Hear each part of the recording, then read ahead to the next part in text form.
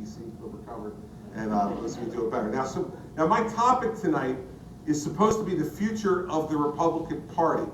Now, that's a really broad topic. When Ben assigned that topic to me, he didn't tell me it was the future of the Republican Party in America, the future of the Republican Party in New Jersey, the future of the Republican Party in Rowan. We didn't get any specifics on it, just the future of the Republican Party. That's a real dangerous thing to have done, Ben, because that means, given it's that broad, I can talk about whatever the hell I want to talk about tonight. And that's exactly what I intend to do. What I hope to do for all of you tonight, before taking your questions, is to give you some context. Now, you may not have noticed, but I've been pretty quiet since January 16th of 2018.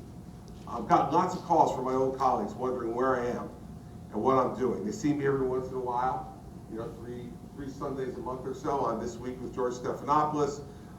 They heard that I opened a law firm. They heard I'm doing things here and there, but I've been very quiet about what's going on in our state and the state of our Republican Party and the state of our state in New Jersey. And I've always felt that it was important for me to give my successor some space, to give him some room to be able to set his own course, pick his own path, and be able to lead the state in the direction that he wants to lead it, given that he won the election in 2017, and he's earned the right to be able to do that.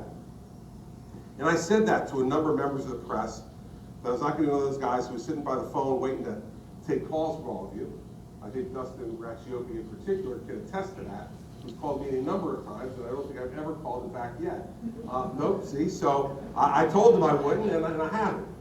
And so as I was considering when would I first start talking about these issues, I've gotten a number of different invitations to come to a number of different places. But when I got Ben's invitation to come here, I thought this is the opportunity for me to make my first comments about what's going on in the state and what that means for the Republican Party going forward. The first thing we need to do, I think, is to set some type of accurate historical context. Because as I've sat and listened, now, by the way, I've not spoken about my successor for 9 months. My successor can't stop talking about me.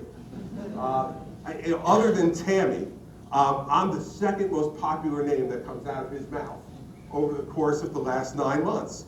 And I've noted that, and also noted the kind of historical context that he's placed all this in. So I think it's time for us to come back and accurately reflect what's going on right now and what did go on before the current governor came here, and what that means for our party, for those of you who are Republicans, and for our state.